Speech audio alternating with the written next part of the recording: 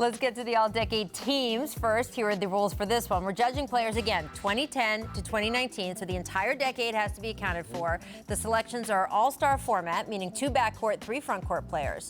So with that said, Kevin, I'm going to start with you, because I'm going to let Paul argue with you afterward.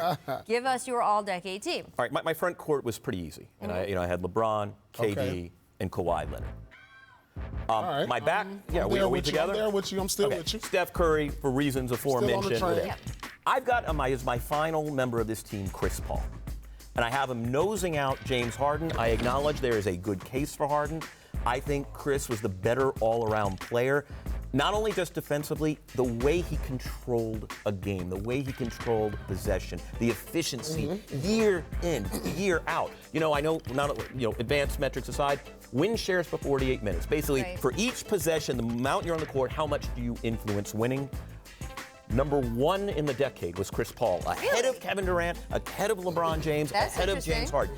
I just think that possession in and possession out, that's the other guard I want. Yeah, I mean, there's a small argument, Chris Paul, because he's had a fantastic career. He's a Hall of Famer, one of the all-time greats. But no one in the last 5 years has finished in second place more times than James Harden for MVP. I mean, we can easily be talking about him MVP the last 4 or 5 years. Easily. He's had to go against historic season. Steph winning 73 games. Westbrook averaging a triple-double.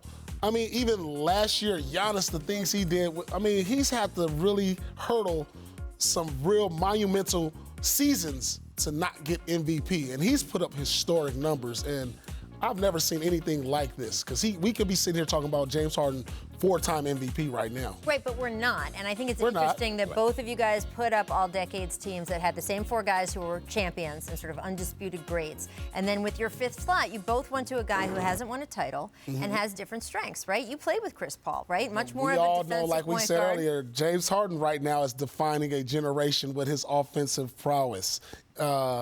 The double step back. Right? I mean, he's doing things offensively we just haven't seen, and he's going to define this generation moving forward. What's your pick at that?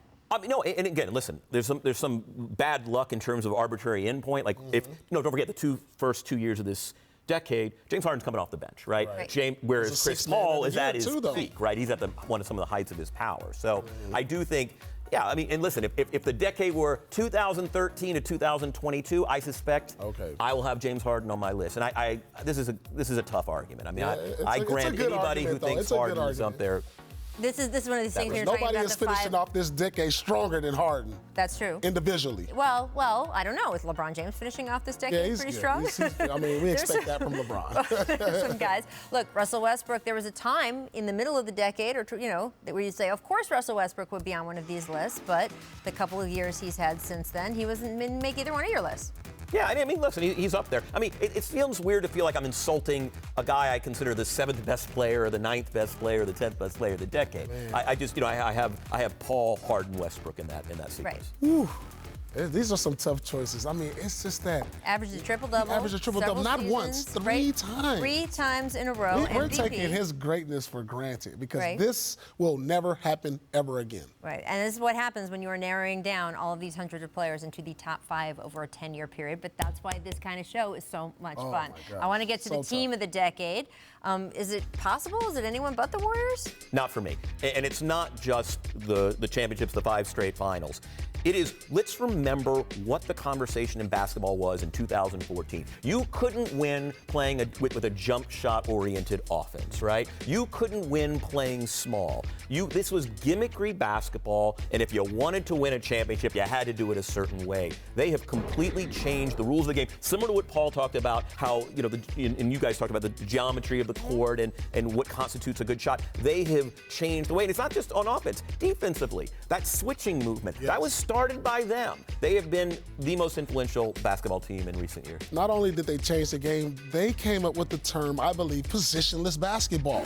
Well, now, was using that in Miami too, but yes. In Miami, but now they gave that guy who didn't get drafted 15 years ago a position. That tweener, that guy you didn't know if he was a forward, a guard, or a center, or this. Now that guy is so valuable in NBA, and we're talking about guys like Draymond Green, a guy who doesn't have a great jump shot, not a great athlete, but there's so many other things well. That guy wasn't getting that draft or wasn't even in the league 15 years ago. It is going to be amazing to try to explain to later generations just the absolute dominance when that team walked in the building at the height of the Kevin Durant Warriors and what it felt like. And look, the guys themselves have said it. Draymond has said, we knew we were winning when we got off the bus. When you have a team like that, they are the team of the decade.